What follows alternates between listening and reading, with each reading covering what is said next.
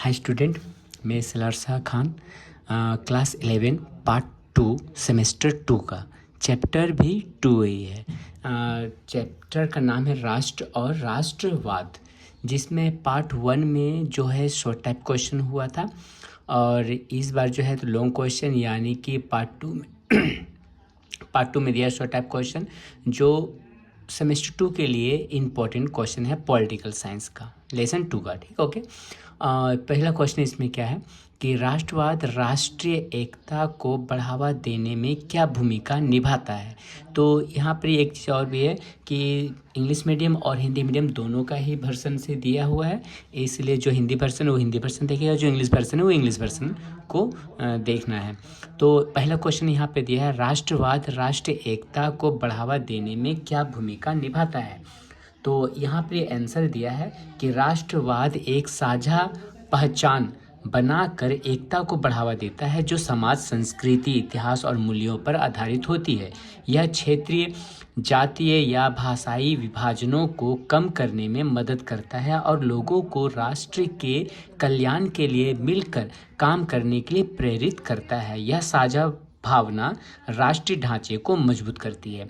तो ये एक नंबर क्वेश्चन को हुआ। अगर कोई भी सब्जेक्ट का पीडीएफ अगर चाहिए तो मुझे इस नंबर पे, यानी कि इसमें नंबर मतलब यूट्यूब में नंबर दिया हुआ है, इसमें आप कांटेक्ट या व्हाट्सएप में बोल सकते हैं या कमेंट कर सकते हैं कि मुझे इस सब्जेक्ट का नोट्स चाहिए या पीडीएफ चाहिए।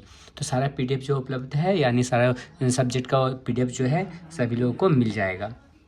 तो सेकेंड नंबर क्वेश्चन यहाँ पर है, राष्ट्रवाद राजनीति, संप्रभुता और आत्मनिर्णय को कैसे प्रोत्साहित करता है।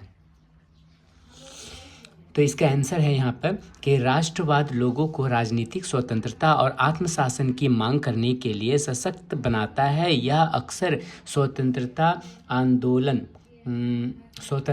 को प्रेरित करता है और जहां देश विदेशी शासन से मुक्ति पाने का प्रयास करते हैं, जैसे भारत की ब्रिटिश उपनिवेशवाद से स्वतंत्रता। राष्ट्रवाद अपने राजनीतिक भाग्य का निर्धारण करने में अधिकार का समर्थन करते हैं।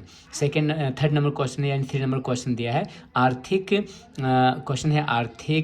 विकास के संदर्भ में राष्ट्रवाद के क्या लाभ हैं। तो आंसर यहाँ पे दिया है कि राष्ट्रवाद आत्मनिर्भरता और औद्योगिकीकरण को प्रोत्साहित करके आर्थिक विकास को बढ़ावा दे सकता है। राष्ट्रवादी नीतियां अक्सर घरेलू उद्योगों की सुरक्षा और विदेशी व्यापार पर निर्भरता को कम करने पर ध्यान केंद्रित करती है, जो रोजगार सृजन और आर्थिक परिवर्तन की ओर ले जाती है, जैसा कि युद्धोत्तर जापान और दक्षिण कोरिया में देखा गया है। 4 नंबर क्वेश्चन यहाँ पे है, राष्ट्रवाद संस्कृति संरक्षण में कैसे मदद करता है, समझाइए। तो यहाँ पे इसका आंसर दिया है कि राष्ट्रवाद राष्ट्रीय भाषाओं, परंपराओं और रीति रिवाजों की सुरक्षा और पुनरुत्थान को बढ़ावा देते हैं। यह लोगों को अपनी सांस्कृतिक धरोहर पर गर्व करने और वैश्वीकरण से उत्पन्न संस्कृति एकरूपता का विरोध करने के लिए प्रेरित करता है। उदाहरण के लिए कई देश अपनी मातृभाषाओं की रक्षा शिक्षा और मीडिया नीतियों के माध्यम से करते हैं। तो 5 नंबर क्वेश्चन यह है, राष्ट्रवाद सामूहिक सशक्तिकरण और राष्ट्रीय गर्व को कैसे बढ़ाता है। तो आंसर यहाँ है, राष्ट्रवाद राष्ट्र के प्रति गर्व और निष्ठा की भावना उत्पन्न करता है, जिससे नागरिकों को राष्ट्रीय विकास और सार्वजनिक सेवा में सक्रिय रूप से भाग लेने के लिए प्रेरित किया जाता है। यह नागरिक जिम्मेदारी को मजबूत करता है और व्यक्तियों को देश की भलाई के लिए काम करने के लिए प्रेरित करता है, जिससे एक मजबूत राष्ट्रीय पहचान का निर्माण होता है। 6 नंबर क्वेश्चन यह है, अल्पसंख्याकों पर राष्ट्रवाद के नकारात्मक प्रभाव क्या है। तो नकारात्मक प्रभाव क्या है, तो इसका आंसर यहाँ 6 नंबर का है। 6 नंबर का आंसर दिया है यहाँ कि राष्ट्रवाद बहिष्कारी हो सकता है, जो एक प्रमुख जातीय, सांस्कृतिक और धार्मिक पहचान को बढ़ावा देकर अल्पसंख्यक समूह को हाशिए पर धकेल देता है। यह अक्सर भेदभाव, सामाजिक तनाव और यहाँ तक कि अल्पसंख्यकों के खिलाफ हिंसा की ओर ले जाता है, क्योंकि उन्हें राष्ट्रीय ढांचे से में बाहरी के रूप में देखा जाता है। तो 7 नंबर क्वेश्चन यहाँ पर यह है कि राष्ट्रवाद अंतर्राष्ट्रीय संघर्षों का कारण कैसे बन सकता है। संघर्ष का कारण कैसे बन सकता है, तो इसका आंसर यहाँ पर यह है इंग्लिश वर्जन और हिंदी वर्जन के लिए। जब राष्ट्रवाद आक्रामक होता है तो यह क्षेत्रीय विस्तार और सैन्यवाद को प्रेरित कर सकता है, जिससे युद्ध और संघर्ष पैदा होते हैं। देश अपने राष्ट्रीय हितों को वैश्विक शांति से अधिक प्राथमिकता दे सकते हैं, जैसा कि विश्व युद्धों में देखा गया, जहां राष्ट्रवादी विचारधाराओं ने साम्राज्यवादी के महत्वाकांक्षाओं और सैन्य टकरावों को बढ़ावा दिया। 8 नंबर क्वेश्चन है, 8 नंबर क्वेश्चन, राष्ट्रवाद के संदर्भ में आर्थिक अलगाववाद क्या है। तो इसका आंसर इंग्लिश वर्जन और हिंदी वर्जन के लिए यहाँ है कि आर्थिक अलगाववाद एक राष्ट्रवादी नीति को संदर्भित करता है, जहां एक देश आंतरिक विकास पर ध्यान केंद्रित करता है और अंतर्राष्ट्रीय व्यापार और विदेशी निवेशों पर निर्भरता को कम करता है, जबकि यह घरेलू उद्योगों का समर्थन कर सकता है। यह अक्सर आर्थिक ठहराव की ओर ले जाता है और वैश्विक बाजारों और नवाचारों तक पहुंच को सीमित करता है। 9 नंबर क्वेश्चन है कि राष्ट्रवाद राष्ट्रीय रक्षा और सुरक्षा में कैसा योगदान देता है। तो इसका आंसर यहाँ पर यह है, राष्ट्रवाद नागरिकों को बाहरी खतरों से अपने देश की रक्षा करने के लिए प्रेरित करता है, संघर्ष के समय एकता को बढ़ावा देते हैं, यह मजबूत सैन्य बलों के विकास को प्रोत्साहित करता है और कर्तव्य और देशभक्ति की भावना को उत्पन्न करता है, जिससे राष्ट्र की सुरक्षा और संप्रभुता की रक्षा होती है। तो 10 नंबर क्वेश्चन रहा है कि राष्ट्रवाद राष्ट्र निर्माण को कैसे बढ़ावा देते हैं। तो इसका आंसर इंग्लिश वर्जन और हिंदी वर्जन के लिए यहाँ पर है कि राष्ट्रवाद लोगों को आर्थिक विकास, राजनीतिक स्थिरता और आधुनिकीकरण जैसे सामान्य लक्ष्यों के इर्द गिर्द एकजुट करके राष्ट्र निर्माण को बढ़ावा देता है। यह मजबूत राज्य संस्थानों और राष्ट्रीय पहचान के निर्माण को बढ़ावा देता है, जैसा कि जापान जैसे देशों में देखा गया, जहां राष्ट्रवाद ने मीजो पुनर्स्थापन के दौरान इसके परिवर्तन में महत्वपूर्ण भूमिका निभाई। और 11 नंबर क्वेश्चन है कि वैश्वीकरण, क्वेश्चन 11 नंबर, वैश्वीकरण की दुनिया में राष्ट्रवाद के क्या नुकसान है। दुनिया के क्या नुकसान है, तो इसका आंसर यहाँ राष्ट्रवाद वैश्विक सहयोग और एकीकरण को बाधित कर सकता है या संरक्षणवादी नीतियों को जन्म दे सकता है, जिससे अंतर्राष्ट्रीय व्यापार और सहयोग में कमी आ सकती है। अत्यधिक राष्ट्रवाद अलगाववाद को बढ़ावा दे सकता है, जिससे विचारों, प्रौद्योगिकी और सांस्कृतिक अनुभवों का आदान प्रदान सीमित हो जाता है और विकास धीमा हो सकता है। तो 12 नंबर क्वेश्चन है, 12 नंबर क्वेश्चन है, राष्ट्रवाद अधिनायकवाद में कैसे योगदान दे सकता है, समझाइए। तो इंग्लिश वर्जन और हिंदी वर्जन के लिए यहाँ पर है कि राष्ट्रवाद का उपयोग अधिनायकवादी नेता राष्ट्रीय गर्व और बाहरी खतरों के भय को बढ़ावा देकर सत्ता को मजबूत करने के लिए कर सकते हैं। राष्ट्रीय एकता पर जोर देकर वे असहमति को दबा सकते हैं और नियंत्रण के केंद्रीकरण को उचित ठहरा सकते हैं, जिससे राजनीतिक स्वतंत्रता और लोकतांत्रिक क्रियाएं कम हो जाती हैं। 30 नंबर क्वेश्चन है कि राष्ट्रवाद संस्कृति पहचान को कैसे प्रभावित करता है, तो इसका आंसर यहाँ पर यह है कि राष्ट्रवाद एक सामान्य भाषा, परंपरा और ऐतिहासिक दृष्टिकोण को बढ़ावा देकर सांस्कृतिक पहचान को मजबूत करता है।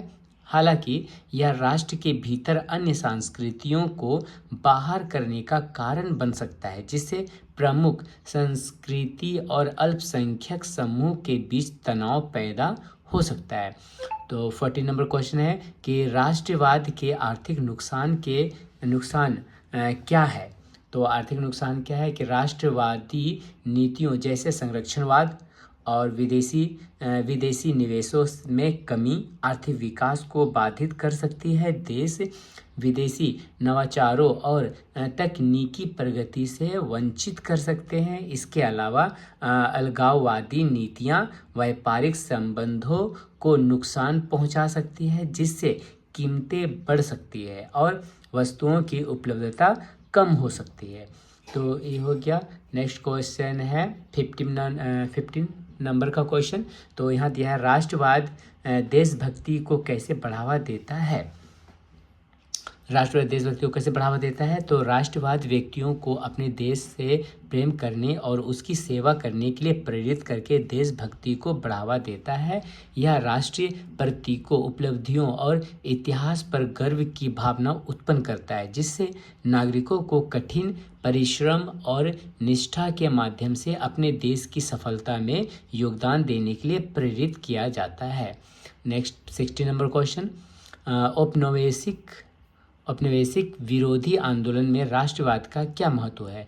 तो इसका आंसर यहाँ पर है राष्ट्रवाद ने औपनिवेशिक विरोधी आंदोलनों में विदेशी शासन के खिलाफ लोगों को एकजुट करके महत्वपूर्ण भूमिका निभाई।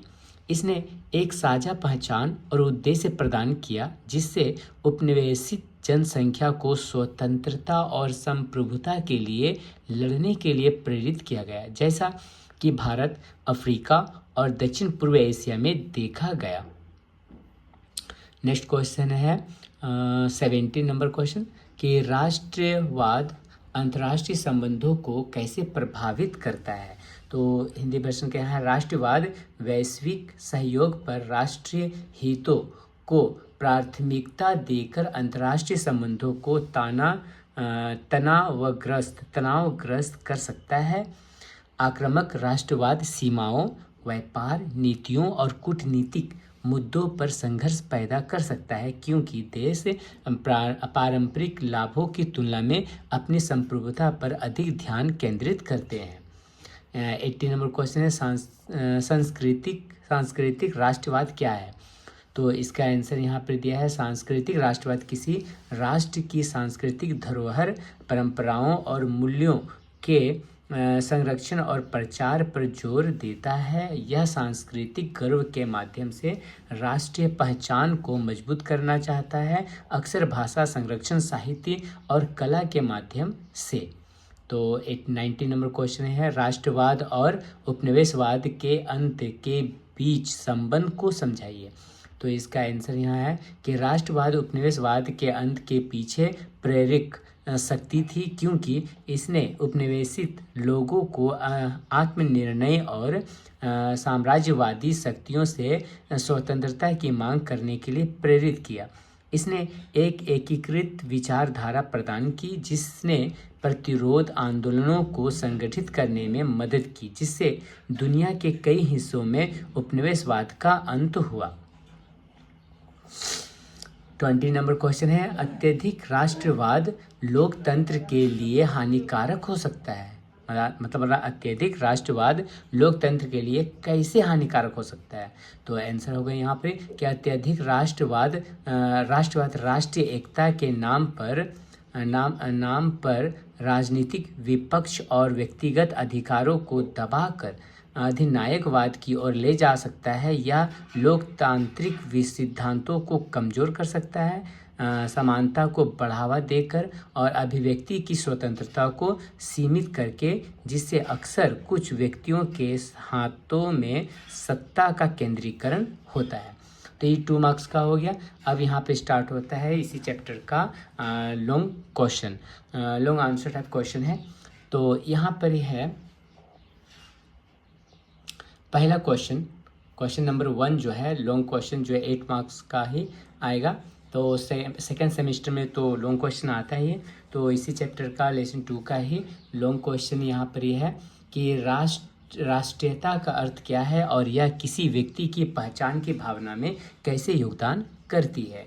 तो नेशनलिटी यानी कि राष्ट्रवाद, नेशनलिटी का अर्थ एक व्यक्ति की उस विशेष राष्ट्र के साथ पहचान से है जिसे साझा संस्कृति, इतिहास, भाषा और क्षेत्र द्वारा परिभाषित किया जाता है। यह लोगों के बीच एक सामूहिक चेतना का निर्माण करता है। राष्ट्रीयता केवल एक कानूनी स्थिति नहीं है, यह उन भावनात्मक और मनोवैज्ञानिक पहलुओं को भी समाहित करती है जो व्यक्तियों को उनके राष्ट्र से जोड़ते हैं। यह बंधन गर्व, एकता और राष्ट्र के प्रति कर्तव्य की भावना को प्रकट कर सकता है, जिससे व्यक्ति समाज में सकारात्मक योगदान देने और राष्ट्रीय हितों का समर्थन करने के लिए प्रेरित होते हैं। इस प्रकार राष्ट्रीयता व्यक्तिगत पहचान को आकार देती है और एक व्यक्ति की क्रियाओं और मूल्यों को प्रभावित करती है।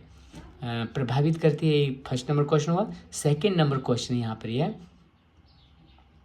कि प्रसिद्ध राजनीतिक विचारकों द्वारा दी गई राष्ट्रीयता की परिभाषा को समझाइए और उनके निहितार्थ बताइए, मतलब इसका मतलब को बताइए। तो यहाँ पर दिया है प्रसिद्ध राजनीतिक विचारकों ने राष्ट्रीयता के बारे में विभिन्न परिभाषाएं दी है जो इसके जटिल स्वभाव को उजागर करती है।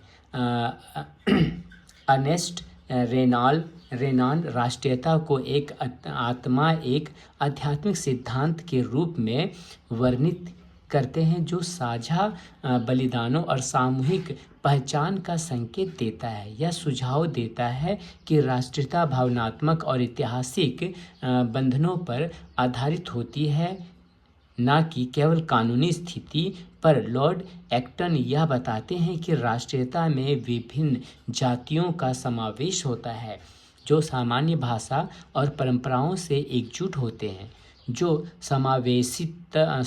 समावेशिता को उजागर करता है। हंस कोहन राष्ट्रीयता को एक सांस्कृतिक शक्ति के रूप में देखते हैं जो ऐतिहासिक वास्तविकताओं को व्यक्त करती है। यह संकेत करते हुए कि राष्ट्रीयता गतिशील होती है और समय के साथ विकसित होती है, ये सभी परिभाषाएं यह दर्शाती है कि राष्ट्रीयता एक बहुआयामी अवधारणा है जिसमें भावात्मक, सांस्कृतिक और सामाजिक पहलू शामिल होते हैं।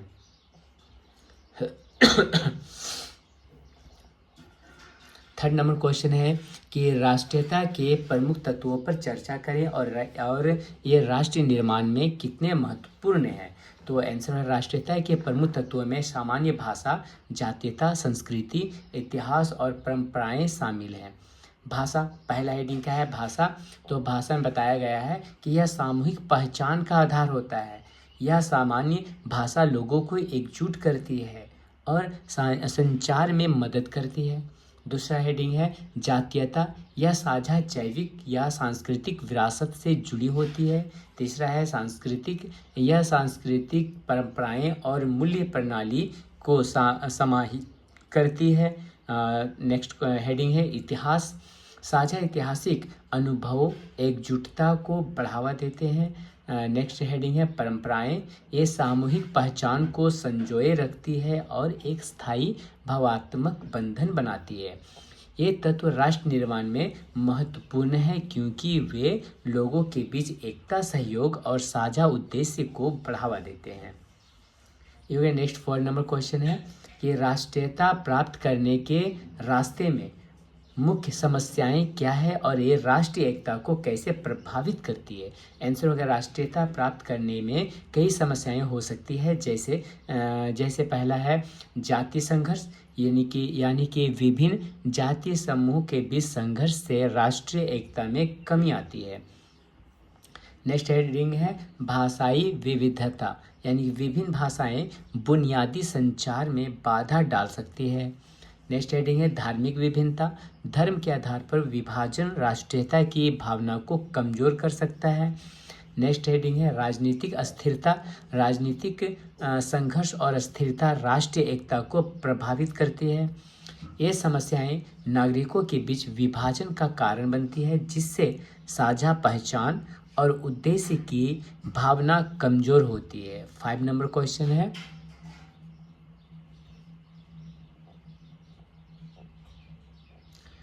5 नंबर क्वेश्चन,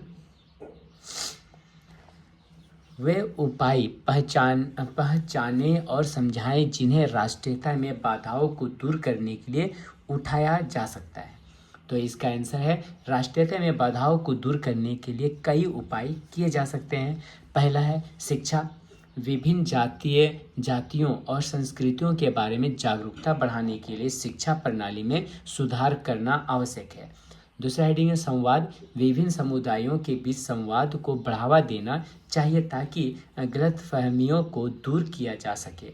नेक्स्ट हेडिंग है संवैधानिक अधिकार, सभी नागरिकों को समान अधिकार और स्वतंत्रता प्रदान करना। नेक्स्ट हेडिंग है सांस्कृतिक और संरक्षण, सभी सांस्कृतिक और धार्मिक समूह के अधिकारों का सम्मान करना। ये उपाय राष्ट्रीयता की भावना को मजबूत करने और समाज में एकता बढ़ाने में सहायक हो सकते हैं। नेक्स्ट हेडिंग है यहाँ पर, नेक्स्ट क्वेश्चन है राष्ट्रीयता का सिद्धांत देशभक्त में कैसे भिन्न है, उनके संबंध पर चर्चा करें। नेक्स्ट मतलब आंसर यहाँ पे दिया है कि नेशनलिटी और पैट्रियटिज्म यानी देशभक्ति दो अलग अलग अवधारणाएं हैं। राष्ट्रीयता यह एक व्यक्ति की उस विशेष राष्ट्र के साथ पहचान है जिसमें सांस्कृतिक, ऐतिहासिक और भावनात्मक बंधन शामिल है।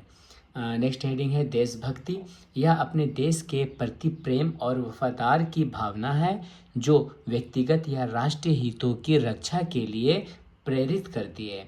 हालांकि ये अवधारणाएं भिन्न हैं लेकिन एक दूसरे से जुड़ी भी है। एक मजबूत राष्ट्रीयता व्यक्ति में देशभक्ति की भावना को प्रबल कर सकती है जबकि देशभक्ति राष्ट्रीयता को और अधिक गहरा बनाती है। नेक्स्ट क्वेश्चन 7 नंबर क्वेश्चन है शिक्षा नागरिकों में राष्ट्रीयता की भावना को बढ़ावा देने में क्या भूमिका निभाती है। तो आंसर हो गया यहाँ पर शिक्षा राष्ट्रीयता की भावना को बढ़ाने में महत्वपूर्ण भूमिका निभाती है। यह विभिन्न सांस्कृतिक और जातीय पृष्ठभूमियों के बारे में जागरूकता और समझ पैदा करती है। नेक्स्ट हेडिंग है साझा इतिहास, यानी कि शिक्षा के माध्यम से विद्यार्थियों को अपने राष्ट्र का साझा इतिहास सिखाया जाता है जिससे वे अपनी पहचान को समझते हैं। नेक्स्ट हेडिंग है संस्कृति का ज्ञान, यह विभिन्न संस्कृतियों और परंपराओं का सम्मान करने की भावना को विकसित करती है। नेक्स्ट हेडिंग है सामाजिक एकता, शिक्षा एक मंच प्रदान करती है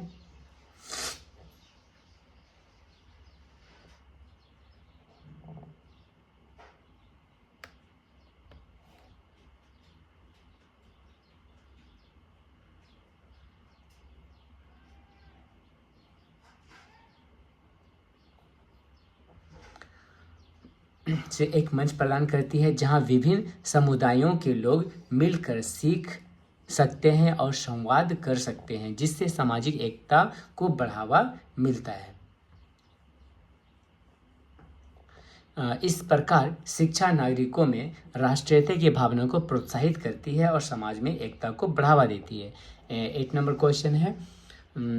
क्वेश्चन है कि राष्ट्रीयता के सिद्धांत के ऐतिहासिक विकास की जांच करें और इसका आधुनिक राष्ट्रीय राज्यों का पर प्रभाव बताइए। तो राष्ट्रीय का सिद्धांत समय के साथ विकसित हुआ है।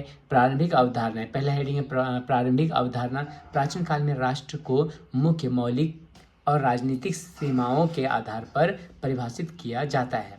नेक्स्ट हेडिंग है मध्यकालीन युग, इस दौरान जातीय और सांस्कृतिक पहचान का महत्व बढ़ा।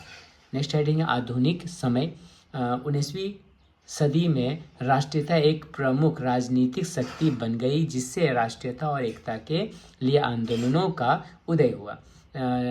आधुनिक राष्ट्र राज्यों पर इसका प्रभाव महत्वपूर्ण रहा है।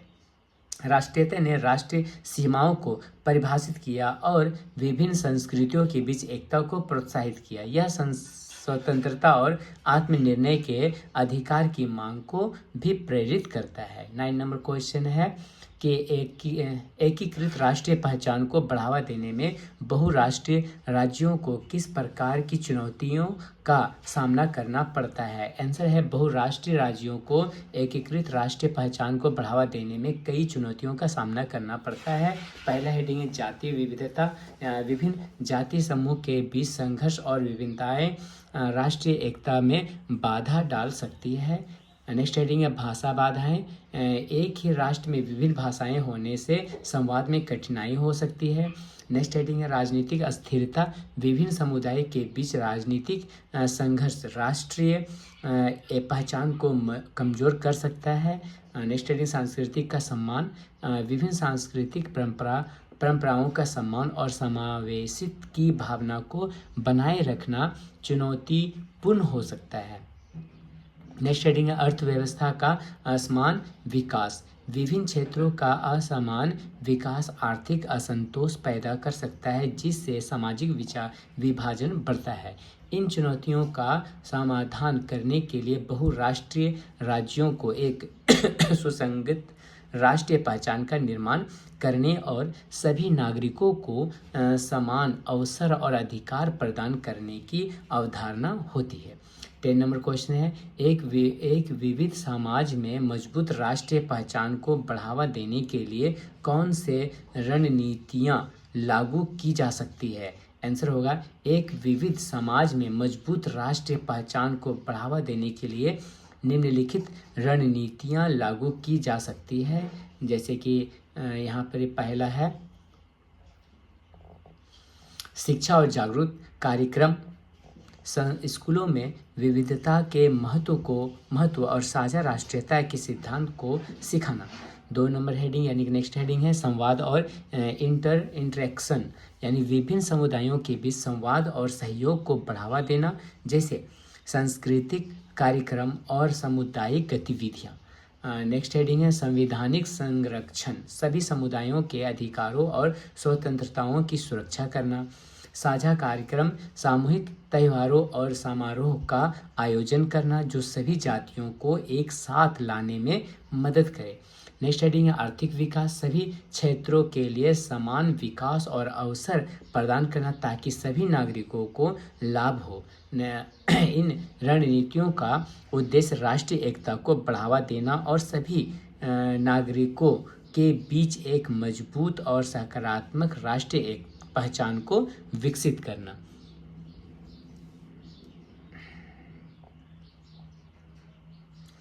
अब है यहाँ पे लॉन्ग क्वेश्चन।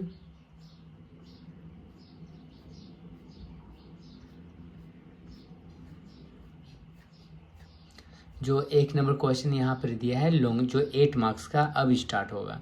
तो उतना सारा क्वेश्चन तो ये वाला हो गया। अब यहाँ से जो है स्टार्ट होने वाला है लॉन्ग क्वेश्चन 1 नंबर और 1 नंबर। यहाँ से लॉन्ग क्वेश्चन स्टार्ट होगा चैप्टर 2 का। तो यहाँ तक जो है वीडियो जो है मतलब शॉर्ट टाइप क्वेश्चन कंप्लीट हो गया। नेक्स्ट वीडियो जो है 8 मार्क्स का क्वेश्चन इसी चैप्टर का होगा। तो आज के लिए यहीं तक। नेक्स्ट वीडियो में मिलते हैं पार्ट 3 में लॉन्ग क्वेश्चन में। ओके, कोई भी चैप्टर का PDF चाहिए तो मुझे कॉल करना या व्हाट्सएप में मैसेज करना।